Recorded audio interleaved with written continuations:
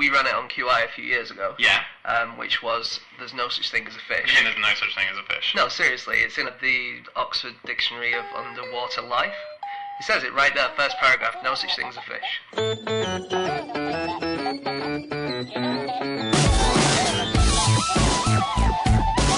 Hello and welcome to another episode of No Such Thing as a Fish, a weekly podcast coming to you from the QI offices in Covent Garden. My name is Dan Schreiber. I'm sitting here with 4 other elves. I've got Andy Murray, James Harkin, Anna Chazinski, and on fact-checking duties, Alex Bell. So once again, we've gathered around the microphone with our favorite facts from the last 7 days. And in no particular order, here we go. Anna, fact number 1. My fact is that made in Germany product labels were originally intended to put people off buying the product. It was a law passed in England in 1887 which forced foreign companies to put labels saying where the product had been made on their items because British companies were worried about German knockoff products flooding their market and being cheap and tacky. Those typical inferior Germans. Exactly. Their poor manufacturing base. Terrible footballing skills.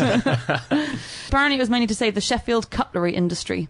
Obviously it's ironic because made in Germany it very, very quickly became a stamp of very high quality. So true, Fanta is German. It became popular during Nazi regime. It wasn't invented specifically for it. Oh, I thought Hitler commissioned it. I thought he wanted a German soft drink. That's what people think, but it became popular then, but it wasn't invented specifically by Hitler. That would be surprising.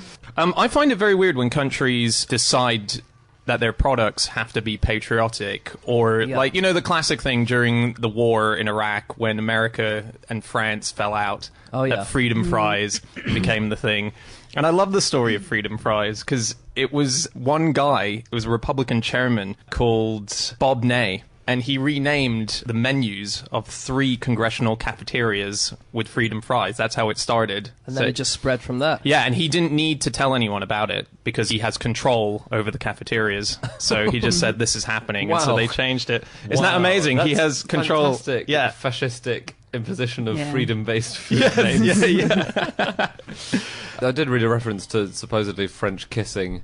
A couple of real zealots decided they were now going to do only freedom kissing. I don't think that caught on either. I read freedom toast as well for French toast. He also changed that on the menu, and that didn't get as much press. I don't know why. Bread. You can make a substitution for anything which is French. New Freedom movie starring Gerard Depardieu. Yeah. Dawn Freedom, of course, famous British comedian. Apparently they boycotted French's mustard, even though it's owned by a British company and it's named after an American guy called Mr. French. That's right. He actually came out and said, please don't boycott us. It's a surname of our family. Have you guys heard of Star Spangled Ice Cream? Yeah. No. Have you heard this? This is brilliant. So it was conservative Americans had an ice cream company and they gave their ice creams punning names. So, for instance, the mint ice cream was called Smaller Government. So can you guess what their chocolate ice cream was called? During the bombardment of Afghanistan, well, it was called Choc and Awe. Okay. Even better, their vanilla ice cream was called I Hate the French Vanilla. But it gets right to the point. Just back to the freedom fries thing very quickly. It was really nice. There was a counter, so when people were doing the freedom fries thing, there was a cafe in Santa Cruz, which changed their menu of fries to impeach George W. Bush fries, which is just a really nice response to that. Speaking of labels, there are these American handbags, Tom Bin handbags, and they have washing instructions in English and French that were made during the Bush era. And the English ones are perfectly normal, and then when you read them in French, they say, do not bleach, do not dry and dryer, do not iron, we are sorry our president is an idiot, we did not vote for him. On all the bags. That's great. That's lovely. In the First World War, exactly the same thing happened with all German-named products in the USA. So sauerkraut was called Liberty Cabbage, and that was renamed as a result of a delegation petitioning the Federal Food Administration. They said that sauerkraut consumption had decreased by 75% since 1914 over the course of the war. And they said, look, we've got 400 tons of it in New York alone on our hands. Please rename it so that we can actually sell some of this stuff. Isn't that cool? Wow. Yeah. German measles became Liberty Measles. Yeah. Yeah. Makes them sound more fun than they Although are. that's sort of on the fringe of, freedom kissing or whatever it is. I was thinking about on Germany, because obviously made in Germany now is something that's associated with high quality. And in fact, the obverse to my original fact, which is that made in Germany was imposed on the Germans by the English. Now the EU regulations are saying that labelling should be more accurate. So if actually most of the work on a product is done in Bangladesh and the most expensive part comes from India, then you're not allowed to say made in Germany because you're a German company. And Germans are saying that's really unfair. One of the reasons people buy our products is because it says made in Germany because they're really good. Anyway, this is a long-winded way of saying the German economy is great, and maybe it has something to do with the fact that their word for borrow is the same as their word for guilt. So they obviously have really, really good borrowing rates. Wow. Personal borrowing is very low. Because it's shameful to It's borrow. shameful. Every time you borrow, you have to say the word guilt. That was a really roundabout way of It putting was, that wasn't it? Good. But, I think I wanted to inform people about the EU regulation at the same time as rounding it off. No one can say you didn't do that. I think I did. So I was looking into made in China as a label. I was really surprised by stuff that they produce. 85% of all artificial Christmas trees are from China. Oh, really? Other things that are made in China, the US uniforms for the 2012 Olympics. Really? Yeah, and also in 2008, police in China said they discovered a factory making free Tibet flags. And but and apparently the workers at the factory said they thought they were just making colourful flags. They didn't know the significance of them. So the made in China label is exactly the same as made in Germany, as in Japan forced it on the Chinese to discourage people from buying Chinese products shortly afterwards. No way. I quite like funny labels on stuff, and I just remembered that the iPod Shuffle, when it first came out, on its little safety label said, "Do not eat iPod Shuffle," which was useful. My sister bought a pram for her first kid, Sophia, and it was this huge box, and on the side of the box it has a picture of a baby saying "baby not included." And I can't tell if it was a joke or That's if it funny. was. Yeah. All right, we should wrap up on this one. Alex, have you got anything to add? Going back to soft drinks, Fanta was invented actually by Coca-Cola because they couldn't import their syrup into Nazi Germany, so they were trying to make up a drink using the leftovers that were available. Okay, time for fact number 2, and that is my fact. And my fact this week is, in 1991, a professor at Iowa State University proposed that we could solve virtually every problem of human existence by blowing up the moon. Not every problem. This is what he said. Not losing the remote. I think that was included. I think he went literally through. Wow. So what problems are we solving and how? Well, the problems range from weather problems to famine to disease. Now, it has been pointed out by most scientists alive that this is not the case. It would not solve the problems. In fact, NASA were saying that if we did blow up the moon, most likely part of the exploded moon would come back as a meteorite impacting on Earth and causing sufficient damage to extinguish all life. So actually, slightly the reverse effect of what he said. No, it kind of would solve all our problems. To be gone. Yeah. We wouldn't have any problems anymore. That's true. Yeah. He thought, and his name was Professor Alexander Abian, his idea was that you would do it remotely from Earth. So you would put explosives into the moon and just push a button. When did you It's say massive. you said that? In 1991. Oh, right. It's quite recent then. Yeah, Recent yeah. enough to know better. Yeah. He's dead now, unfortunately, and his children say that he was a very sane man. So this is not as if he was a lunatic. He was a very much loved mathematics professor at his university. There have been a lot of wacky suggestions about how to save the world over the years, haven't there? Some of them you've got to admire, and apparently some of them could work. So one idea is that we wrap Greenland up in a blanket. Have you guys read this? No. No. So the problem is, all the Greenland's ice is melting. That's obviously a bit of an issue. So in 2009, a bunch of geoengineers covered Greenland in this big white blanket, and it's meant to reflect the sun, so it means that the sun doesn't heat up and melt the ice. And it was surprisingly successful, more successful than predicted, but it would cost about $1 trillion to do it to the entirety of Greenland. Oh. Pretty weird. It's strange that putting a duvet on something would cool it down. Yeah. You would think it would just melt it. But in a hot country, if you've got the sun blazing in on you and you hide under a duvet, I think it works, Greenland is doesn't it? not a very hot country. No.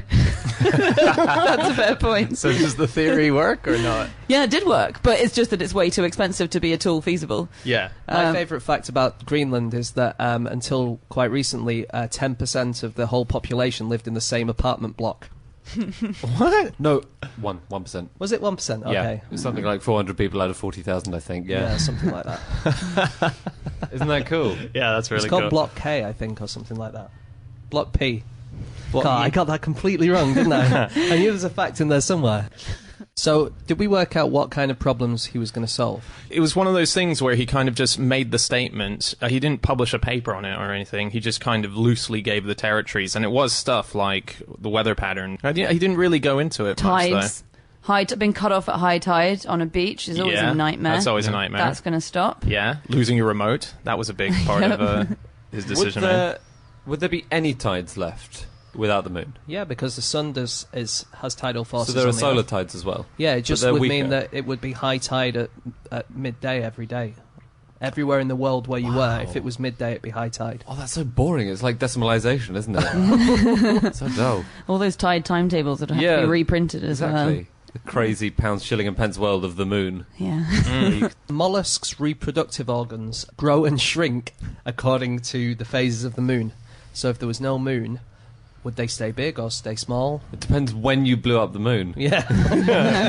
So there'd be a powerful lobby from the mollusk community to blow it up when they were big. Is that like that's like the wind changing? When the moon blows up, your You'll be face, stuck that way. your testicle will remain the same size forever.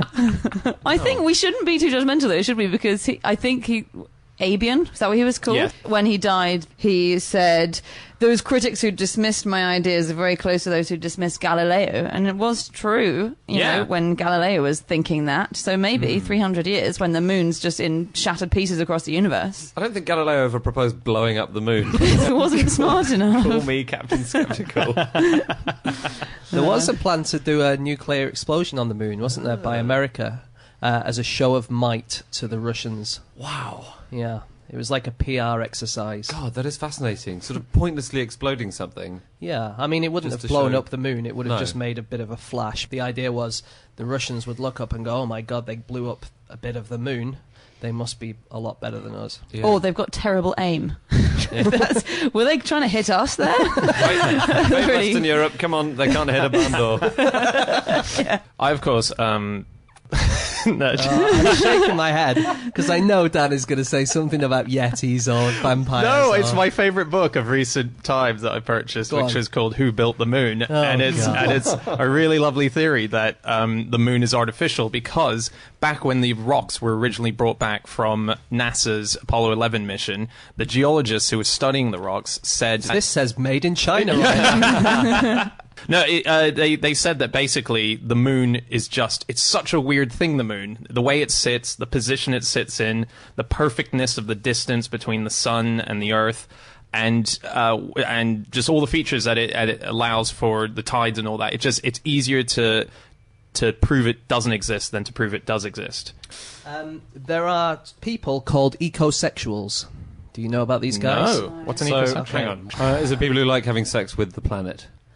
Yes, in a way. There are people who have married the moon.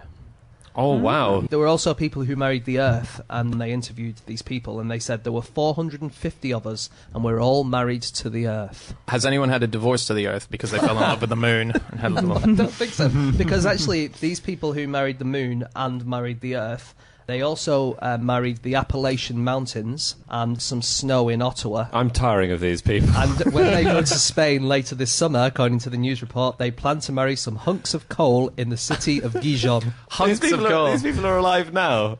They're all sluts, basically. They're just putting themselves out there left, right, and centre. Imagine the wedding ceremony, though, where you've got the person standing on one side of the altar and the entire earth on the other side of the altar. Where do the guests sit? Or a mountain range. Yeah. You may now kiss yeah. the snow. Yeah. The wedding ended tragically early when the groom melted.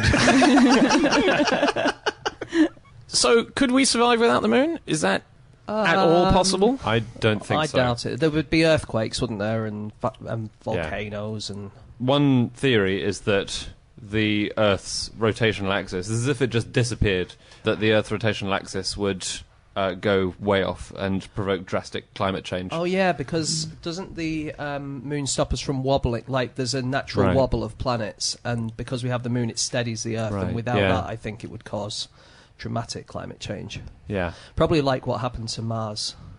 Oh, really? I think so. Like, as in, we would end up with no atmosphere. We are so lucky to have the moon. Yeah. Yeah, thank you, Moon. And your friend, Dan, is trying to destroy it. He wants to help.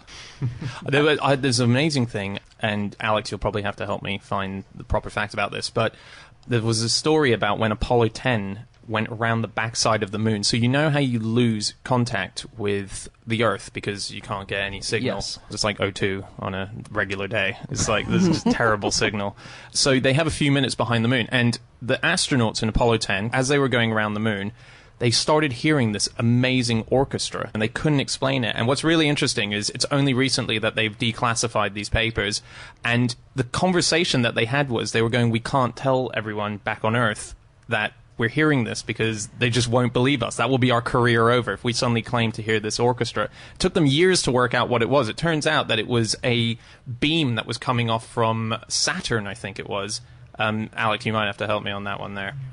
I found a video about the phenomenon, and it obviously happened, but I can't find anything about an explanation. Eugene Cernan described it several times as an outer spacey style type music. He probably just swallowed his iPod Nano. Patrick Moore was a keen musician. Was he? He was a glockenspiel player. A xylophonist. Don't confuse glockenspiels and xylophones. He played a really fun prank in 1976 on April the 1st, because obviously he did his radio program. What was it called? Sky at Night. Sky at Night. But on April the 1st, 1976, Patrick Moore told a radio audience that unusual planetary alignment would cause people on Earth to weigh a little bit less at 9:47 in the morning, and that if everyone jumped in the air, they'd experience a strange sensation of weightlessness. Lots of people did it, and they immediately called up the radio to say, hey, it happened, I felt it. I was weightless for a second. Yeah, people claim they actually levitated. Yeah, didn't they? yeah. That's great. It's such a good hoax. I love it. I like the fact that the first person to play golf, probably the only person to play golf on the moon, Alan Shepard, missed it on his first attempt.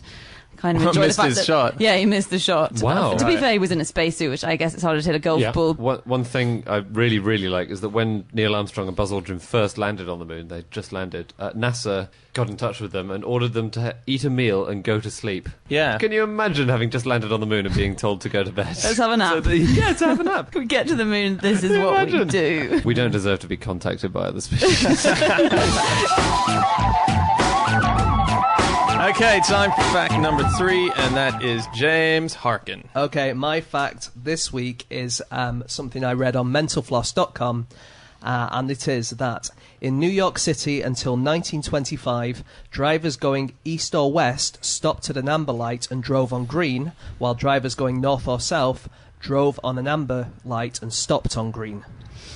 So Wow. it was like a traffic light that had no back. Yeah, you could see it from all different directions. So, but you'd have to know whether you're going east or west or north or south, which sounds. But in New York, I suppose that's easier than London, which has no grid system for most of it. Yeah. So. Easier. Less Easier. easy than just saying across the city, red means stop. Why did they do? They must have had a reason for splitting it up like I that. don't know. I think it's because they use the same lights for people going in each directions. Wow. So when it was on amber, these guys could go, and when it was on green, these guys could go. But it was That's the same amazing. light. Mental. Good thing there were no diagonals in New York as well. What the hell do they do?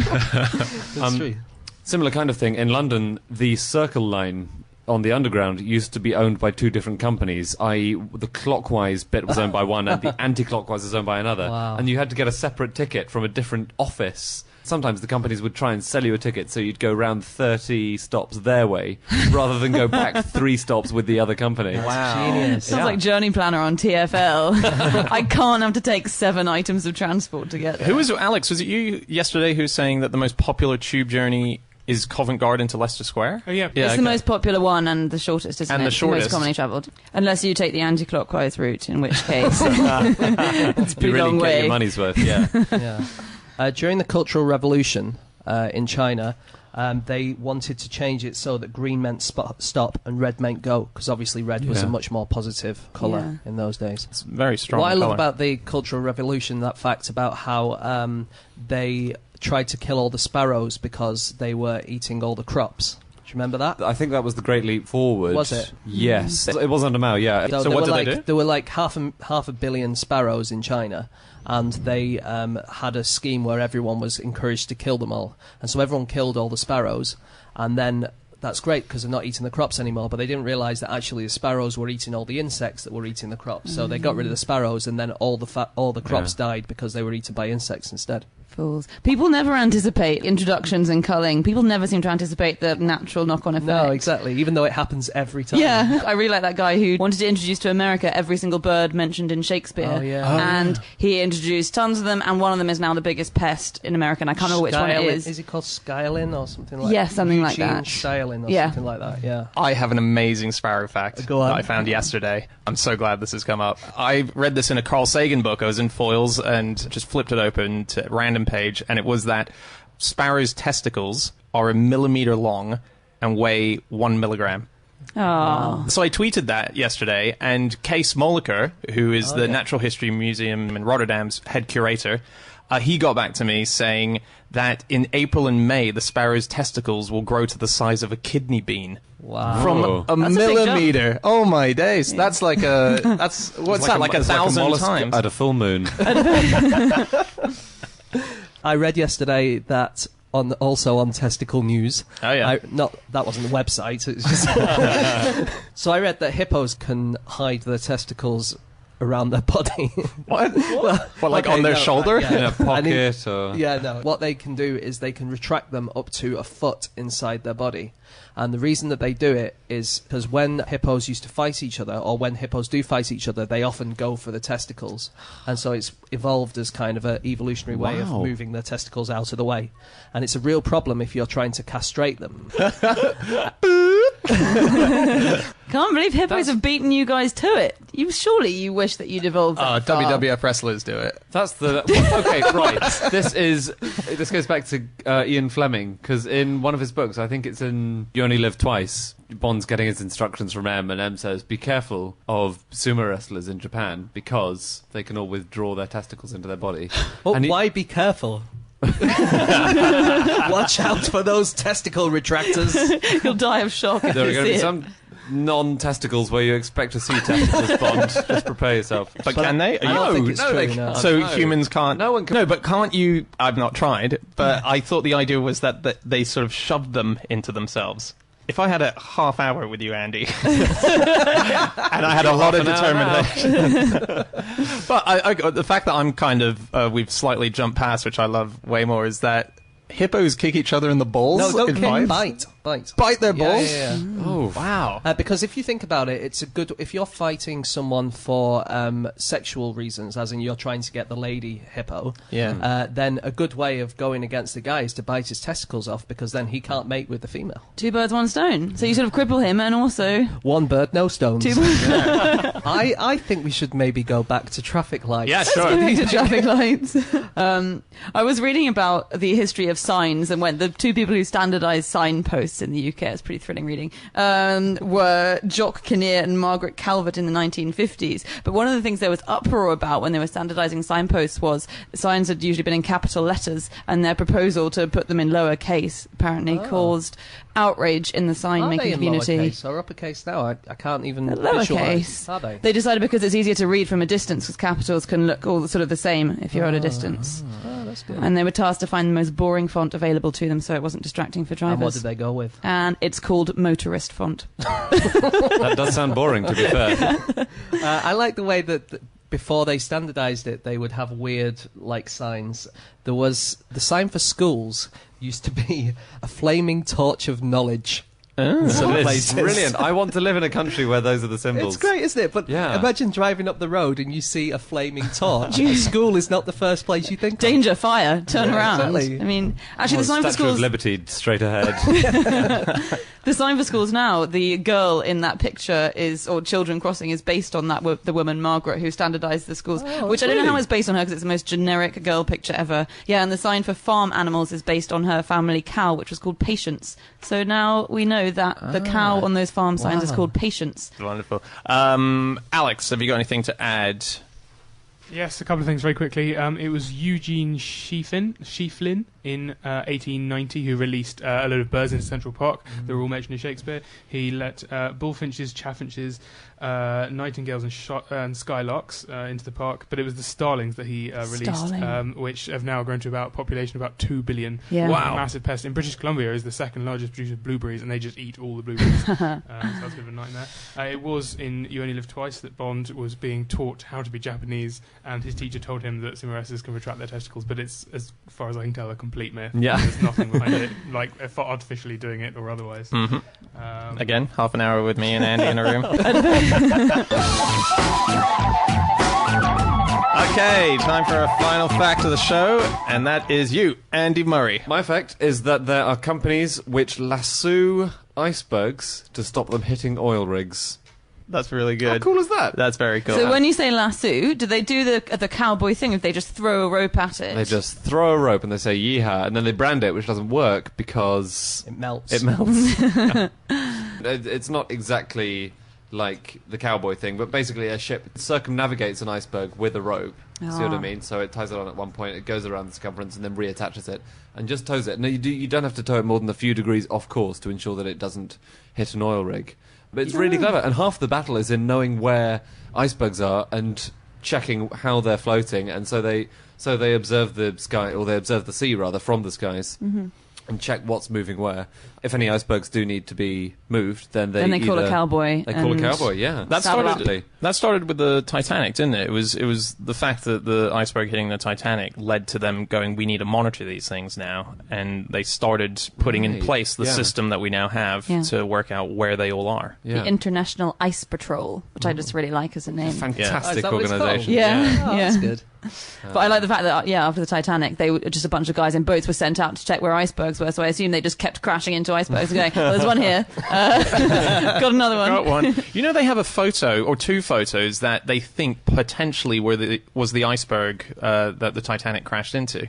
It's got red paint along the side, so there's two icebergs that definitely had paint. And so the pictures were taken just for that reason, because they thought, oh wow, how curious. They didn't know that the Titanic incident had happened, which sounds weird, but true. The two boats, it was a German boat, they had no idea. I read an amazing article on Wired, which was a biography of the iceberg that hit the Titanic, as much as you could speculate. They reckon it started in Greenland. Basically, every year, there's about 15 to 30 icebergs that are carved from the glaciers, and they reckon only about 1% of those make it to the Atlantic. And then they gradually melt, and so they eventually disappear. So had the Titanic been going a few years later, it might not have been there at all. I kind of like the idea of the iceberg then going on to live a normal life with an ecosexual husband. Well, it would also have been 3,000 years old, because when it fell as snow onto the Arctic, it will have been packed and then very slowly moved out from the centre. That's an interesting life, to have nothing happen for 3,000 years and then you run into the Titanic. Yeah, his Really- mates must think he's super cool. That's the thing, they were saying it was probably born as an iceberg roughly at the same time as Tutankhamun. Right. I mean, that's so nice that was happening and then it just found its way down to the Atlantic and eventually just hit really yeah. amazing. I guess it could be like, say, some sweat from Tutankhamun went up into the atmosphere, it turned into snow, fell down, waited there for 3,000 years and then hit the Titanic. So our claim is that Tutankhamun sunk the Titanic. Well, that should be your fact, Andy. that is one that of Dan's conspiracy, theories. remember? Yeah, no, but that was the big thing, that there was stuff from... It's a huge myth from back in the day that Tutankhamun's stuff from the Howard Carter finding was on the Titanic, and it was the really? curse that brought it down. Yeah. Oh, okay. Wow. You guys must know that. That was one of the classic childhood myths. Classic childhood. Yeah, like that was Other children were told bedtime stories. Dan was told conspiracy theories in his cradle. Raised in terror. The thing is, Dan, little Dan, the lizards are behind it all. Sleep well. It is weird to think that, you might have molecules of water that were in the Titanic iceberg in you now. Do you guys know about the world's largest iceberg? No. It's about the size of Jamaica. About half the size of Wales. And it calved off in the year 2000, and they think that there's probably still bits of it that haven't melted. Wow. Was that an Antarctic one? Yeah, it was called Iceberg B15. Catchy. They don't have very creative names, icebergs, like hurricanes. They have B50, D12, D14. D12, do they rap a lot? They do. Yeah. I was looking at oil rigs America's third largest oil field is LA, and it's completely concealed. So if most oil fields you picture are like those big pylons, LA is full of secret oil rigs. So LA started sort of hippifying around, I think, the 1930s, and people who had built these huge oil rig buildings, they're disguised as normal buildings in LA, and they're all over Hollywood, and really? there are just buildings all over LA which look like normal concrete buildings, and inside they're sucking up, hundreds of thousands of Very gallons much of the oil. transformers of the oil industry, aren't they? Towing an iceberg. Yeah. They've done some computer models to see if it's feasible to tow an iceberg from the Arctic down to Africa to give people drinking water. And they think that you could take an iceberg from Newfoundland to the northwest coast of Africa. It would take 5 months and would retain more than 60% of the iceberg's mass. If it was the cheapest way, it might have been tried. There must they be did try it. Yeah, did they? It was tried. Wow. Yeah, in the second half of the 19th century, smaller icebergs were routinely taken up to Peru for refrigeration in the brewing business. Oh, from the South Pole? Yes, from the South I Pole. see. So where do they keep them? Is there like an African harbour where they just have loads of icebergs sitting there? Must look so bizarre. It's not only icebergs that we're lassoing. NASA is investing in a project to lasso an asteroid using a robotic space lasso. It's lassoing an asteroid into lunar orbit to make sure it orbits the moon, so that it hopes that by 2025 we're going to be able to use it, astronauts will be able to use it as a way station from which to extract consumables on the way to Mars. That So sounds imagine- like the worst idea I've ever heard. We've already established that losing the moon would solve all our problems, and now we're saying, let's bring another moon in. Yeah. A moon for the moon. Okay, that's it for this week's podcast. Thanks everyone for listening. If you want to get in contact with any of us, you can do so on our Twitter accounts. I'm on @Schreiberland, James, At Egg-Shaped. Alex, @AlexBell_. Andy, At Andrew Hunter M. and Anna, You can email me on podcast@qi.com. or you can go to our qi.com/podcast page where she and Alex compile all of the extra stuff that we've been talking about from this episode. And we're going to be back again next week with another episode, so stay tuned. We'll see you then. Goodbye. Okay, everyone else has left apart from me and Anna. We're the only ones left in the office because everyone else has gone to Edinburgh. But if you want to see any of the guys in Edinburgh, you can see Andy. He has 2 shows. One is called Ostentatious, and the other is called Folie à Deux, and they are improvised comedy shows. And Dan will be doing his 1-hour show, which is called Cock-Blocked from Outer Space. And he will also be producing the Museum of Curiosity Live. So if anyone is in Edinburgh, then go and catch those.